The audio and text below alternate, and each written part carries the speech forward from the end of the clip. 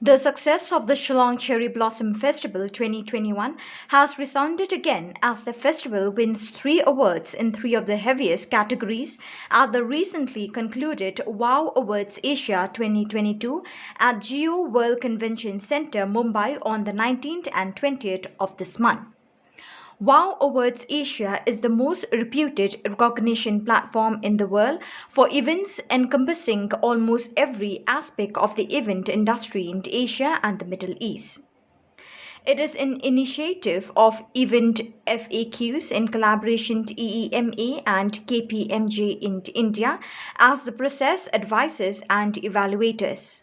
The judging process has been further strengthened on top of having top industry professionals from around the world as judges.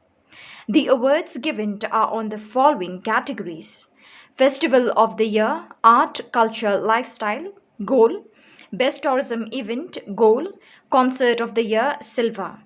The Shillong Cherry Blossom Festival was organized by Meghalaya Tourism and managed by Roxkey EMG.